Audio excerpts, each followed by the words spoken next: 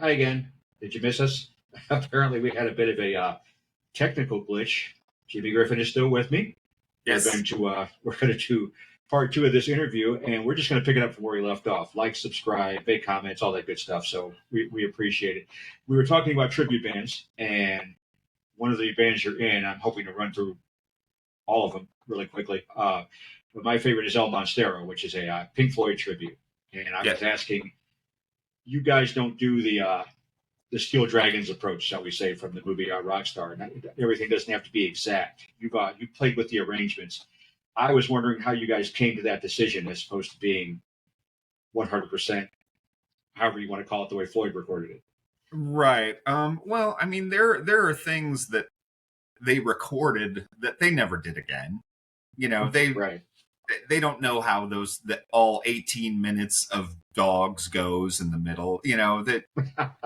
You know what I mean? Like there at some point there's artistic license, and we would never like, hey, let's put a saxophone solo in something that didn't have one, or something Right. like that. There were we would do things like make dogs 10 minutes instead of 18 minutes, Gotcha. or things like that. Or if he plays, the Comfortably Numb solo, you play that solo. If he Yeah. plays Mother, you play that solo. But there are things that he did, especially towards the end, that for whatever reason don't quite resonate the same way that some of those super classic solos do. Sure. So something like that, we just kind of let ourselves go. Yeah. Like nobody, there's going to be 3 people in the audience that know the solo from, I don't know, Learning to Fly. Was the very one I was thinking of. Right. Like, and it kind of goes off, and there's things like that where we don't concern ourselves with like it has to be that, because it doesn't, because nobody knows. Yeah. But for the most part, we try to stay. We inject a little bit of ourselves, because just the musicians that are in the band. We've always said that our Pink Floyd tribute is the monster truck version of Pink Floyd. It's the Americanized.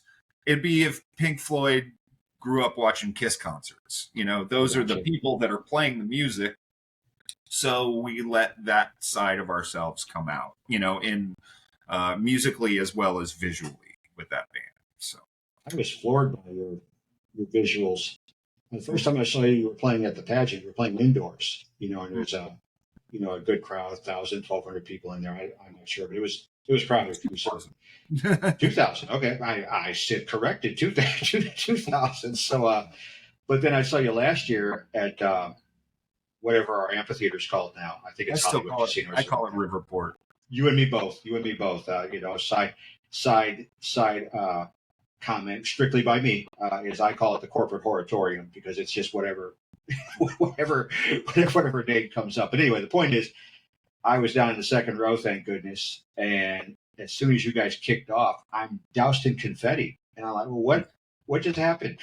why is all this confetti all over me? And the big screens and the huge production, that was a sight to see, and it's working. You guys are immensely popular, which is a beautiful thing. Yeah, you also have to look at that as that's 23 years. Yeah. That's been going a long time. So it's not like we just formed this Pink Floyd band and all of a sudden, 13,000 people showed up. This is, we're getting to the point now where we have people bringing their children to shows whose parents brought them to shows when they were children. Nice. All right. Nice. So that's like, and it's tied into the radio station, and it's tied, which is KC95 here in Cincinnati. In St. Louis, it's the longest running rock station in the entire planet. Yeah. They came into being either just before or just after I was born. Right. I forget which, but it's been a while. And I'm 56 kids, so yeah. So it's tied into that, and just our relationship with the community, and so I don't want anybody to think that like we were just that good, you Yeah. know, like Okay. Fair one enough. band, everybody showed up. This Yeah. is My the God, you got to see these guys. They're incredible. I got you. Yeah. This is over decades, and it's grown and it's grown and it's grown, and we continue to try to up the ante and keep it because we're playing the same stuff. You know, we're Right. not. Right. We're always going to play Dark Side of the Moon. We're always going to play the big hits from The Wall and Wish You Were Here, and then what keeps us in with the really hardcore fans is when we do stuff from the Sid era and when we do all of Animals and we do Okay. some of the things that you know people are like, I can't believe they played Coming Back to Life off of, I don't even know what record that's on. I don't remember either. um, and we've played a lot of Fearless and some of the things off Metal that we've done. We're always digging back into that catalog and pulling out something that are for the people that like Pink Floyd more than we do, you know, or Right. know more about Pink Floyd than the band does. Makes sense. So yeah, it's fun and it keeps it interesting and yeah. That's cool. That's really cool. Um, and the fact that I floored people up here when I mentioned that, Living Color opened for you guys last year. And they're like, Right. wait, what? I'm like, oh, trust me, it makes sense when you get to Yeah. see that kind of thing. But that's not your only tribute project. I mean, it's Right. you floored me by the information you have in your head. There's a Led Zeppelin tribute I know, Celebration Day.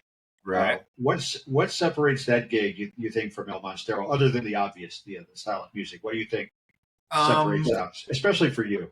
yeah, for me, it's that's the hardest gig that I do, and I play all the Jimmy Page stuff and that thing.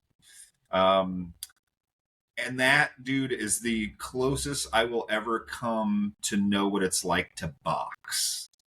Like by the Okay, end of that go on. weekend, I am physically beat up just by volume, and I use 3 half stacks, and it's loud, and because half of that band is the physicality of how loud that music was and how much physical power was behind what they were doing.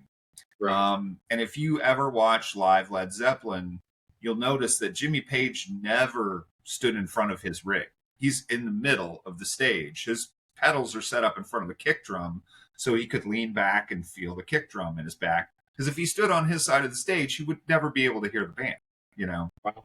Okay. I hadn't even thought about that. Yeah, yeah. Watch any live Led Zeppelin stuff from the 70s, and he's never in front of his rig, ever. Okay. Um, Okay. Time to pull out the uh, DVD again. yeah, so we do uh, that sort of thing. Are you still there? I lost you. Yeah, I'm still here. Okay, cool. I can see it. Yeah. But yeah, we play for about 2 hours and 45 minutes usually, so it's a very long set and it's loud and it's just put your head down and go as fast and as hard as you can.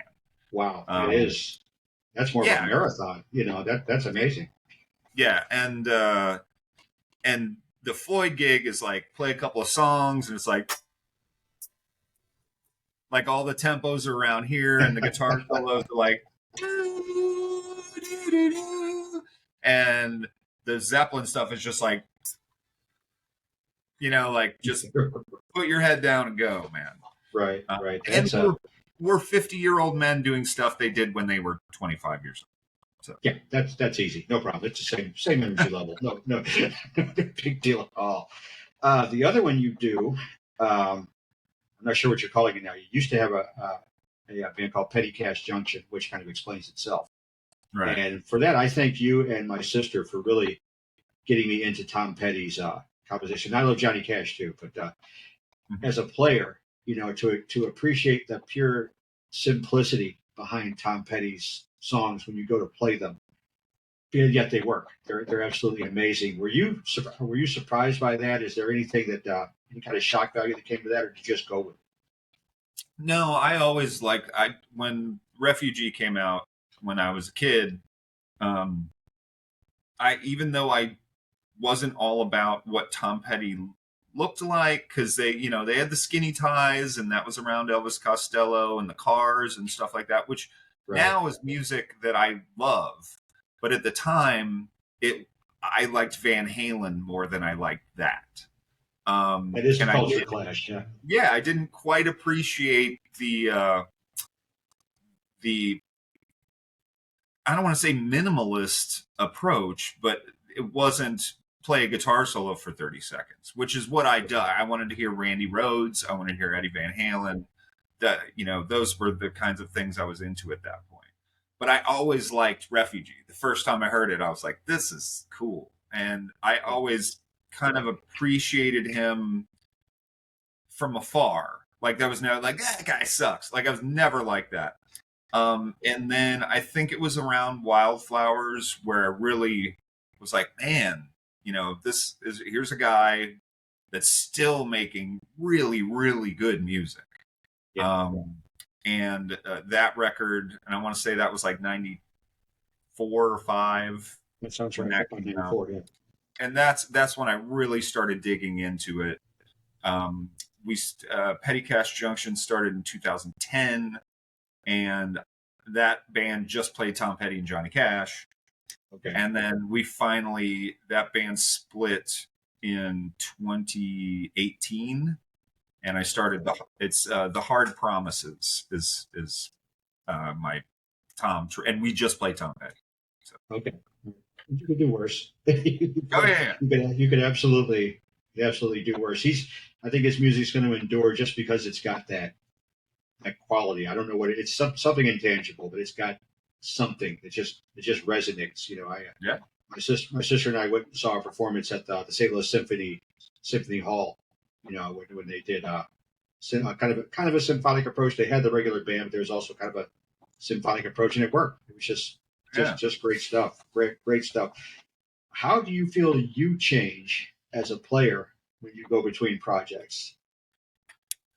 Well, the main thing, when you talk about the tributes is at this point, I don't want to play anything that I don't like. Okay. And I didn't want to be in a band, and I have friends, and I did it for years. I'm not saying that it's a bad way to go or anything, but if I had to play, I don't know, the Foo Fighters and Jimmy Eat World and whatever people play now. I don't even know what people are doing now. But if I had to do stuff that I didn't want to do, I would rather just get a job. The tribute thing allows me to just play things that I love. And when you learn 10, 20 songs by the same person, what my favorite part about it is you get a really good glimpse into the couple of tricks that they have up their sleeve. Right. And that's I'm in the middle of learning a bunch of Who songs for playing with the Sean Kanan's Voodoo Players next week. And we're learning 20 Who songs. And Pete Townsend has 3 or 4 moves that he uses all the time. If you put that over 30 years of songwriting, you might not catch that. He has really specific, there's the I don't know if you can hear that inversion, but that that's in 50 songs, or where he goes, it's that G to D thing. It's all there. And Jimmy Page has that lick is in 57 Led Zeppelin songs. And he would just play it in different places. It's all over the place. That was his go-to, You can hear it whenever you hear a guitar player pick up a guitar, they'll play the first, couple of things that falls out of their hands that they've been doing for 100 years. Yeah. Well, that happens to even the best of them. And you get these kind of sequences or these patterns that they all have, and you go, oh, he's doing that again, but that I think if anything that humanizes them, because you have these pictures of these godlike, geniuses, and it makes them somewhat more reachable, Yeah. on a musical level, where you're like, Yeah. oh, Yeah. okay, I get that. I know what he's They doing. become highly accessible in your head. And Yes. that's you taught me that valuable lesson too, which it eliminated the intimidation of talking to musicians I love when you said they're just people, and Right. you treat them as people, which helps a lot. And also, when I look at something complicated and I'm like, my God, how do I play this kind of thing? I have to stop myself and say, hey, human beings wrote this and human beings played this. So become a Right. human being and just learn it, a piece at a time. And it seems to work out nicely. What's your favorite thing to do these days, do you think, between all the projects you have? Um, I think. I mean, I like them all. There's none of them that I go, ugh, I got to do that. The Right. Tom Petty one for me is the closest to my heart, and I know those songs so well. Um, it's very easy, and I sing in that band, Right. and so just his inflections and how he did stuff and like those kinds of things are just because all that stuff is so ingrained in my head. That's probably the most fun for me, Okay. but I enjoy everything I do, or I wouldn't do Makes sense. Makes sense. Is there anybody that you would like to tribute that you haven't had a chance to, or are you do you had your fill? it. Yes, yeah, the next one I really want to do, this is going to sound weird, Yeah, but I've known you for a while. No, it won't. yeah, I would really love to do um, Simon and Garfunkel and Paul Simon, Interesting. and do like an Interesting. hour of Simon and Garfunkel stuff, and do all the because of what's accessible technology wise, have the snare at the end of Bridge Over Troubled Water, and but that Paul Simon voice is also another one that's like in me from when I was a kid. And it's just softer and and me, it's a 6'3" man trying to sing like a 5'3" man. If that makes any sense on my, It does. There's yeah, a muscular quality almost to that kind of thing where you have to literally shrink back a little.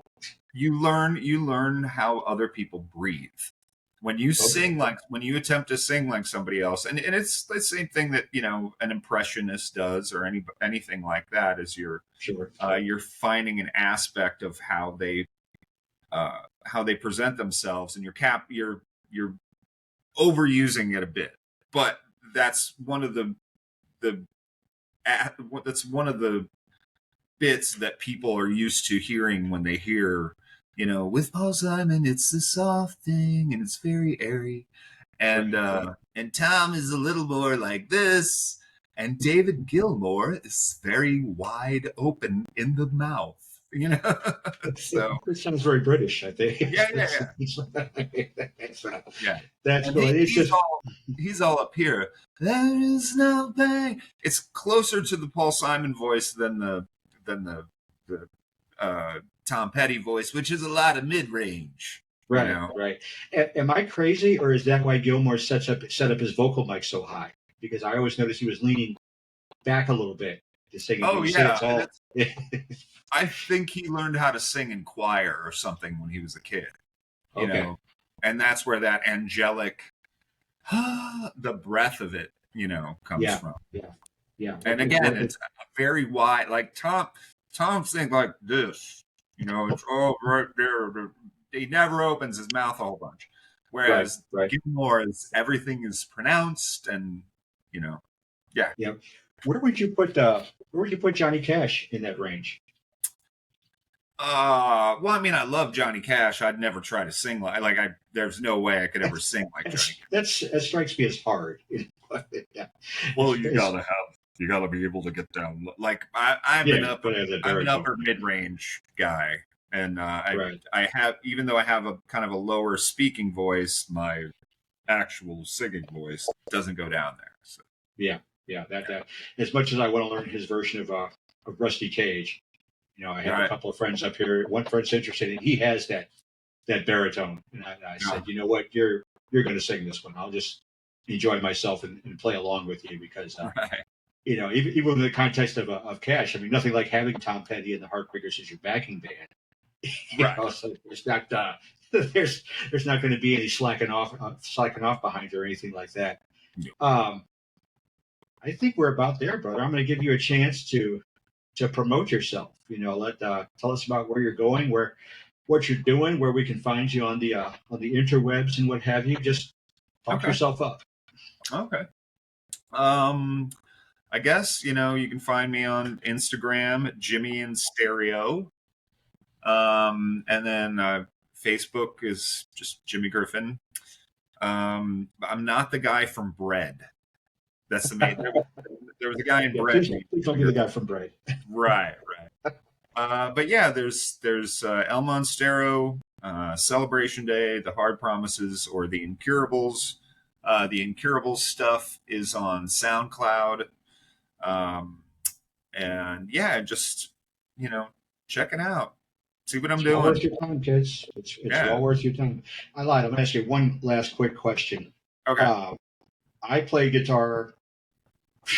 I say I play guitar. You play guitar. You're a guitar player. I played guitar. Let's put it that way.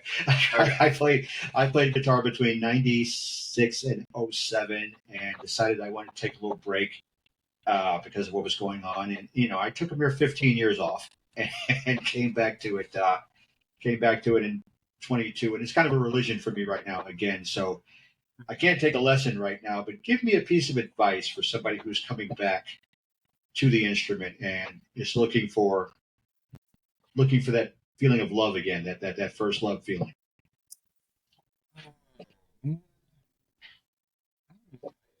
I can't say. It's hard for me because I've never put it down for that long. Right. I have never stopped. Yeah. But yeah, go back to the things that made you love it in the first place. I guess would be my guess is you know, play some of the things that you used to play that made you happy, that made you love learning how to play the guitar. And that's like one of the fun things about the Celebration Day gig is I played a lot of these songs when I was a kid. I didn't play them right. And I didn't. Your temp was there.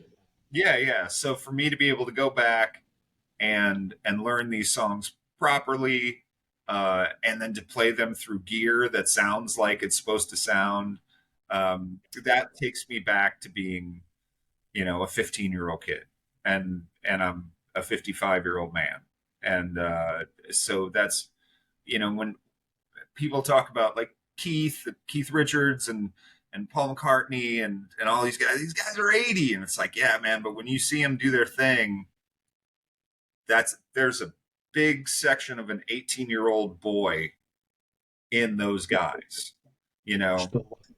Exactly. And that's what the longer I do this for, it's connecting with that initial love of it, you know, and finding it's all that. About.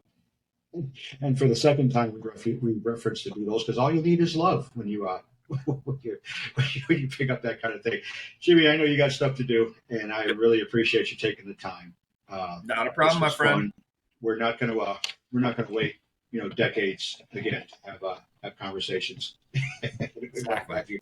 I appreciate it. We're going to see you down the road, and if you can get El Monstero to Chicago, I'm sure we could accommodate you here too. That would be great. Meantime, you take care of yourself. All right. Do it. See you soon. Be good, man.